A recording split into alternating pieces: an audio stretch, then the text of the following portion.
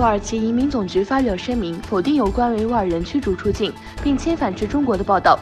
最近有关一名维吾尔女性和她的2个孩子被驱逐出境的报道引起强烈的反应。声明称，有关维吾尔女性的长期居留许可申请被拒绝，因为她不符合规定的条件，并且她已被告知有关情况。土耳其内政部长索伊卢强调，在自己的国家没有生命安全保障，可能受到酷刑和不人道待遇的外国人一律不会遣返。此外，移民总局表示，至于另一位维吾尔人阿布杜埃尼，上述人没有被驱逐出境，也没有做出任何驱逐决定。中国媒体报道，来自东突厥斯坦人和回族穆斯林地区的朝见人员已抵达麦加圣地，其中有170名朝见者来自东突厥斯坦，包括44名维吾尔人。中国政府在东突厥斯坦消灭属于伊斯兰教的一切。另一方面，通过组织朝见者试图欺骗世界，掩盖自己的罪行。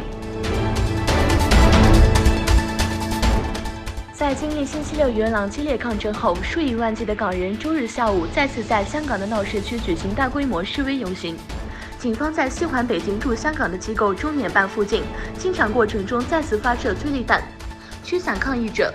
香港警方表示，已就此事拘捕13人，包括游行发起人 Max Tong Kingpin 在内。支持示威者的一些议员批评警方使用催泪弹。希腊媒体声称，土耳其将派送名为 Oruçlis 船只至梅斯岛附近进行钻探。希腊媒体对被土方派送的第4只船只表示关注。该报道称，土耳其石油公司将于8月15日派送船只至罗德岛南部梅斯地带进行钻探。该公司还向土耳其海军提出保护要求。Oruçlis 号船只将完成在马尔马拉海的任务，并进入东地中海地区。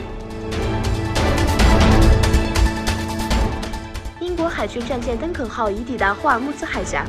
英国当局表示，该战舰是目前出现在紧张局势升级的霍尔木兹海峡海域的第2艘英国海军战舰。